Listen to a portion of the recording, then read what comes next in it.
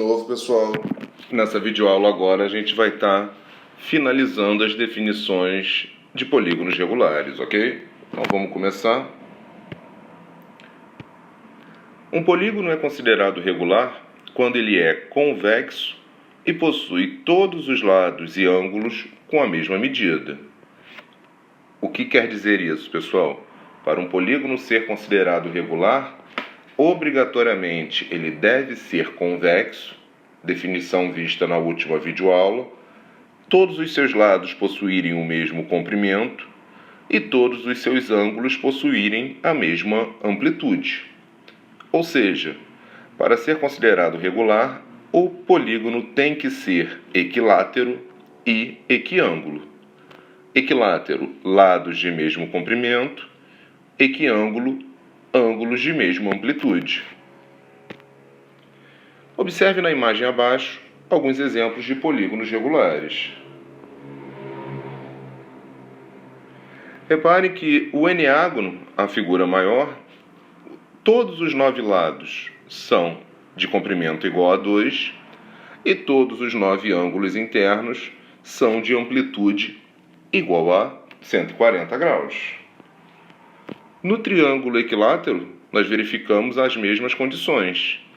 Todos os 3 lados com comprimento igual a 3 e todos os 3 ângulos internos com amplitude igual a 60 graus. No quadrado, nós verificamos que possui os 4 ângulos retos ortogonais, ou seja, com 90 graus de amplitude, e os 4 lados desse quadrado possuem o mesmo comprimento, igual a 2,28. Então, pela definição, nós conseguimos classificar esses polígonos como sendo regulares. Observe que, em cada polígono da imagem acima, todos os lados e ângulos possuem as mesmas medidas. Observe também que um polígono regular de 4 lados é sempre um quadrado, e um polígono regular de 3 lados é sempre um triângulo equilátero. Pessoal, o único polígono que não precisa vir acompanhado da definição regular é o quadrado. O quadrado por si só, todo quadrado é um polígono regular. No caso dos triângulos, nós precisamos incluir a definição do triângulo ser equilátero. Todo triângulo equilátero automaticamente é considerado regular. Para os polígonos com uma quantidade de lados maior do que 3 e 4, para a gente classificar esse polígono como regular, após a classificação do polígono pelo seu número de lados, ou seja o polígono um hexágono, um heptágono, um octógono ou afins, nós deveremos incluir a palavra regular. Um octógono não necessariamente é regular. Se ele for, ele passa a ser classificado como um octógono regular. Então, nós temos que acrescentar a palavra regular na classificação desse polígono.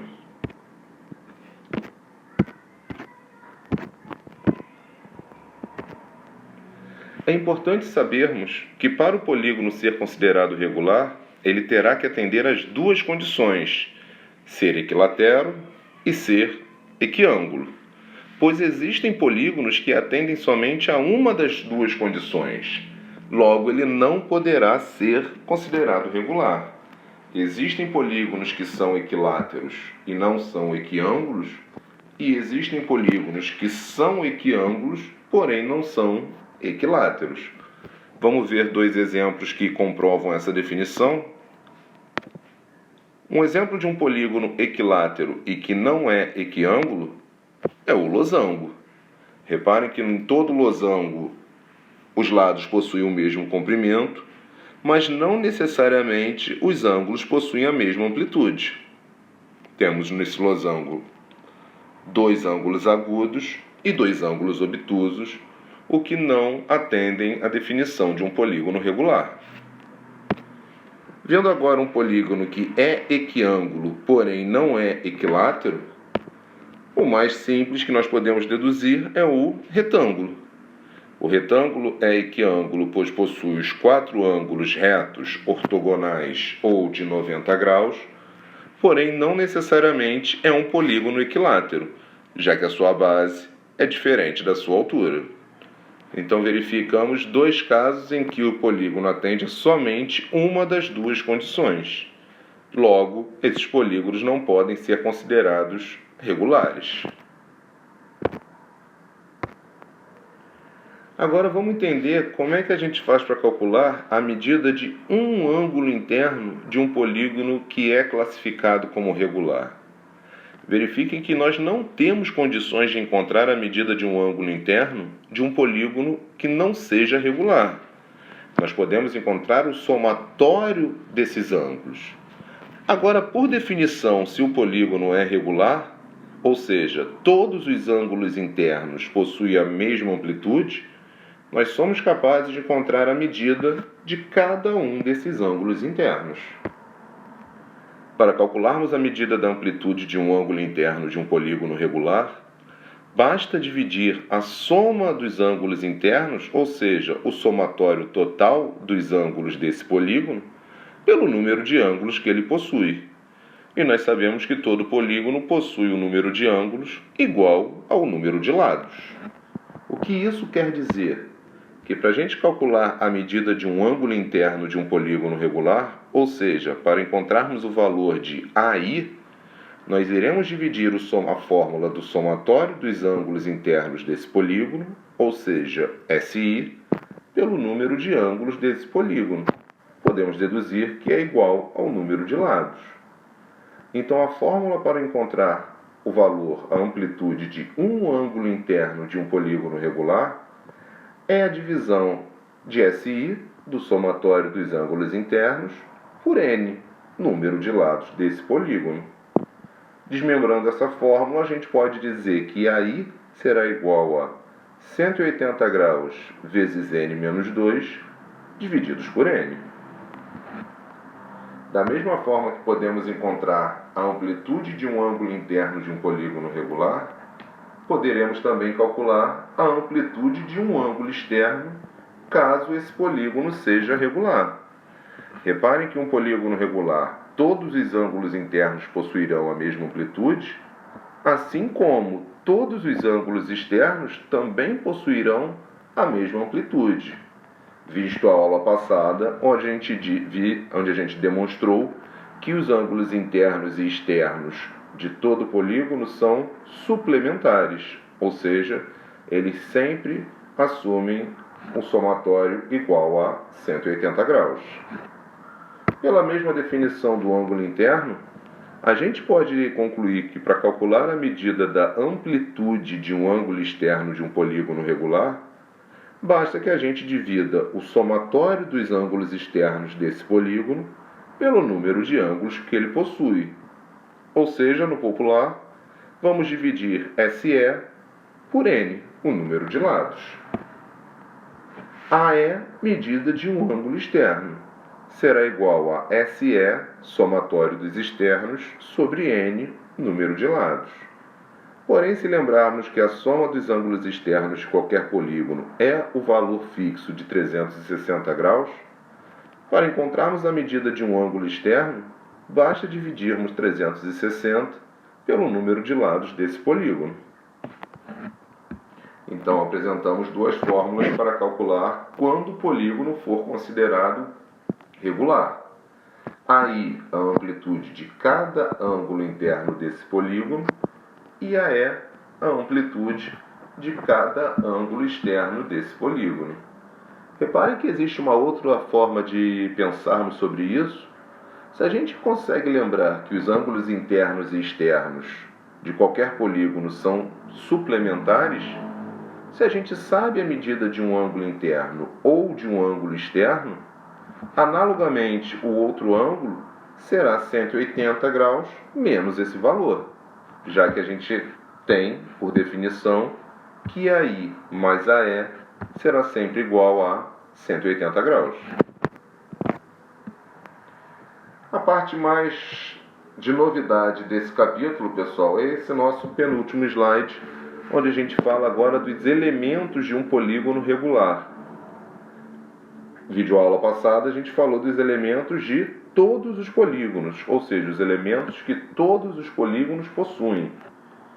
Lados, vértices, ângulos internos, ângulos externos e diagonais.